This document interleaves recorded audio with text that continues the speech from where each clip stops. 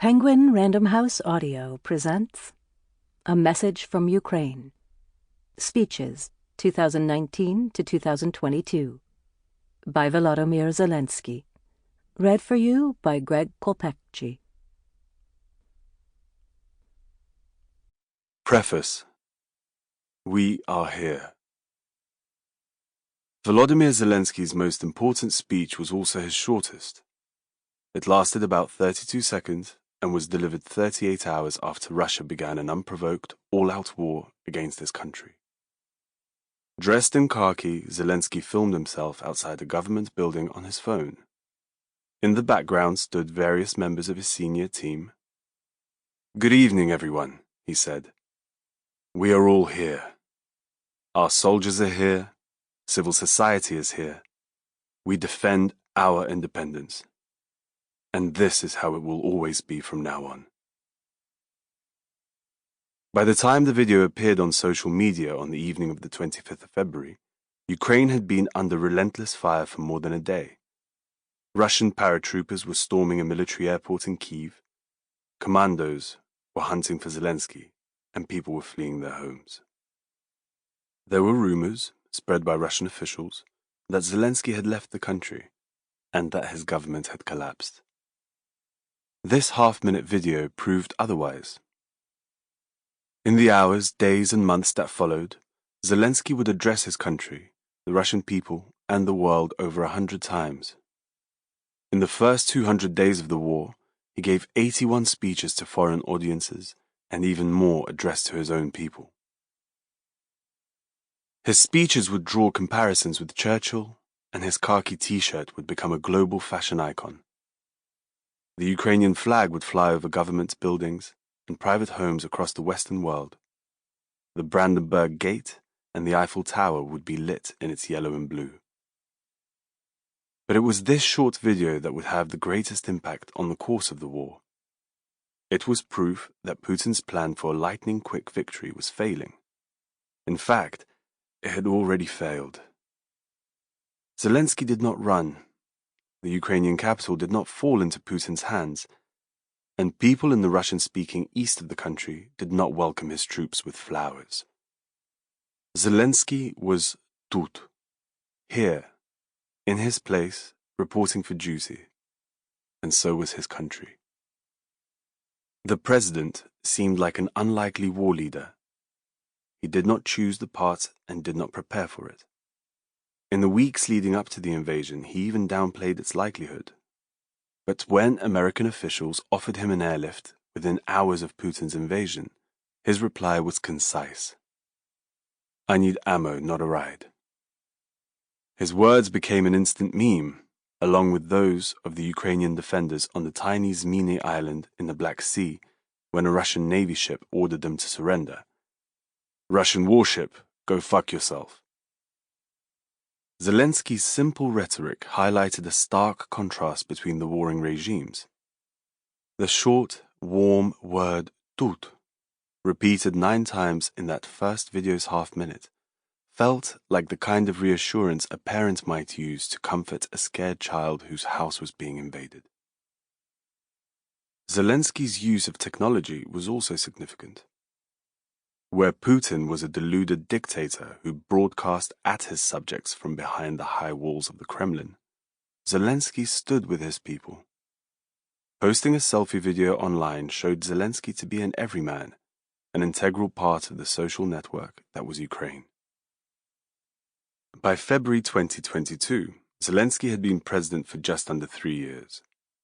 Voters had first known him as Vasyl Goloborodko, a plain-speaking history teacher who was miraculously catapulted into the job of president and takes on Ukraine's entire political system. The part Zelensky played in a television satire called Servant of the People. After launching his presidential campaign in December 2018, Zelensky's background as an actor and producer would prove crucial to his success. He knew how to mirror his audience, and voters recognized themselves in his likeness. He did not just speak at Ukrainians, he read their lips and articulated their feelings. Suddenly, that ability was more important than ever. Ukraine had long been a people, a place, and after the 1991 collapse of the Soviet Union, a state. Now it was also becoming a civic nation, one defined not by language or ethnicity, nor by its ancient history or faith, but by its values, its way of life, and its people's readiness to die for it. Zelensky had once lent his voice to Paddington Bear in the Ukrainian dubs of Paddington and Paddington 2. Now he was lending his voice to the Ukrainian people. The birthplace of this nation was Maidan Nezalezhnosti, Independence Square in Kyiv, the site of several revolutionary uprisings in which Ukrainians had come together to decide their own future.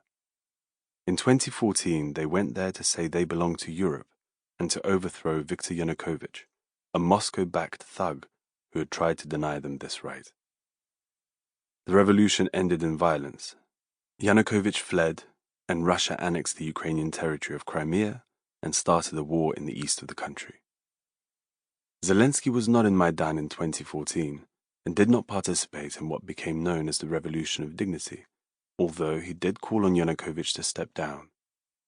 It was not that he disagreed with the protesters' demands, rather that he was driven neither by nationalism nor ideology, and, stylistically, revolutions were not his genre.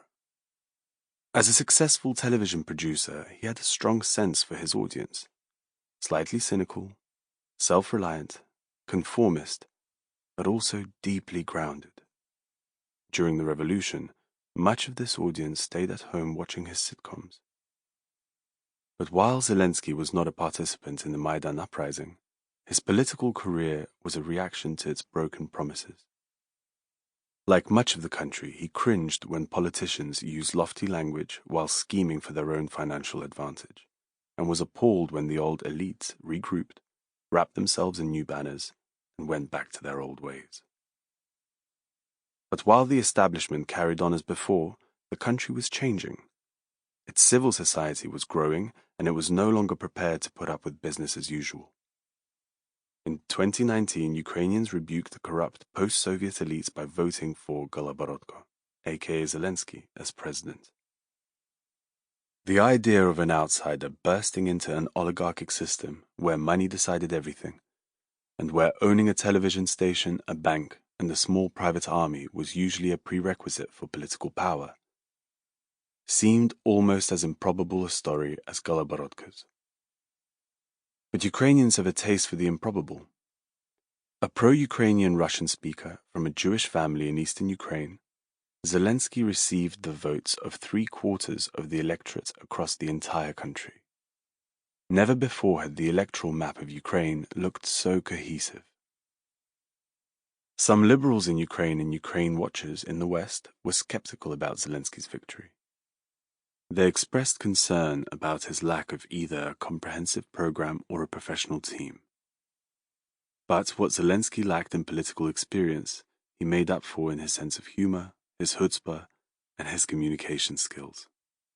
A set of assets that were essential in post-Soviet Kryvyi Rih, the rough industrial city in central Ukraine where Zelensky had grown up. The president reflected Ukraine not as some romantic idea, but as a reality. Sometimes flawed and infuriating, but also benevolent and distinctive. His approach to politics was also distinct from that of his predecessors. He did not exploit regional linguistic differences in the way many earlier politicians had done. He exploited, if exploited is the right word, what people had in common, not what divided them. And what they had in common was resourcefulness, a desire for a normal life, and the rejection of the state and the old elites. If this was populism, then Zelensky was a populist. I first met President Zelensky in June 2021. I interviewed him for The Economist in a vast reception room of the Presidential Administration Office, built in 1936-39, the period of Stalin's Great Terror, as the headquarters of Kyiv Military District.